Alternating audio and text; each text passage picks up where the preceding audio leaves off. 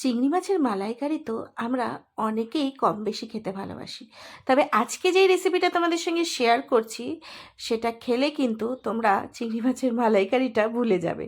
চলো তাহলে শুরু করা যাক। তো সবার প্রথমে যেটা করেছি, আমি এখানে ভালো করে চিংড়ি মাছগুলোকে কেটে নিয়ে ধুয়ে পরিষ্কার করে নিয়েছি। এরপর এটাকে নুন আর হলুদ দিয়ে ভালো করে ম্যারিনেট করে রাখবো। এই ম্যারিনেশনটা 10 থেকে 15 মিনিট তোমরা করে রেখে দেবে। এই রেসিপিটা খেতে দুর্দান্ত লাগে, বলবো বাড়িতে একবার অবশ্যই ট্রাই করো। তো এখানে দেখো আমি একটু আদা আর রসুন আর কাঁচা লঙ্কা নিয়ে নিয়েছি, যে যেরকম ঝাল খাও সেই অনুযায়ী এটাকে পেস্ট করে রেখে দেবে। আর করে নেব পেঁয়াজ পেস্ট। এরপর যেটা করব, দেখো কড়াইতে সর্ষের তেল গরম করে নিয়েছি। আর আমি বলবো এই রেসিপিটা সর্ষের তেলেই করো, খেতে দারুণ হয়। এরপর দিয়ে দিলাম হচ্ছে চিংড়ি মাছগুলোকে দিয়ে ভেজে নেব, খুব বেশি ভাজার প্রয়োজন নেই।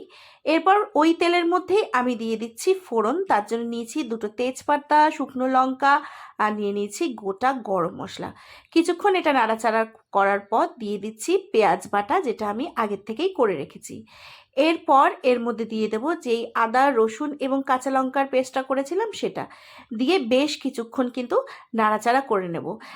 এরপর দিয়ে দেবো রেগুলার বেসিসের যেই মশলাগুলো, যেরকম হলুদ গুঁড়ো, এখানে আমি দিয়ে দিচ্ছি লঙ্কার গুঁড়ো। যেহেতু কাঁচা লঙ্কা দিয়েছি তাই ঝালটা তোমরা তোমাদের স্বাদ অনুযায়ী কিন্তু দেবে। এরপর দিয়ে দিলাম ধনে গুঁড়ো, দিয়ে দিলাম সামান্য একটু নুন। যেহেতু চিংড়ি মাছটা ভাজার সময়ও নুন দিয়েছি, তাই নুনটা স্বাদ মতো দেবে।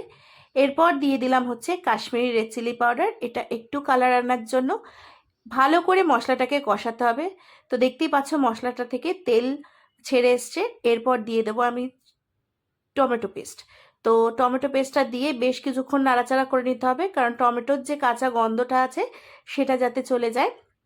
এরপর দিয়ে দেব রেডিমেড, এখন দোকানে সর্ষে গুঁড়ো পাওয়া যায়, সেটা আমি 10 মিনিট আগে জলে ভিজিয়ে রেখেছিলাম, সেটাই দিয়ে দিলাম। আর যদি তোমরা সর্ষের পেস্ট দিতে না চাও, তোমরা কিন্তু এখানে সর্ষে বাটা দিতে পারো, বেটে নিয়ে ওটা ছেঁকে নিয়ে তারপরে সেটা দিতে পারো। এরপর দিয়ে দিলাম হচ্ছে চিংড়ি মাছগুলো দিয়ে ভালো করে নাড়াচাড়া করে নিলাম। যেহেতু চিংড়ি মাছ খুব বেশিক্ষণ রান্না করার প্রয়োজন নেই। তারপর কাঁচা সর্ষের তেল দিয়ে চিংড়ি মাছগুলোকে কিন্তু আমি নামিয়ে নিলাম।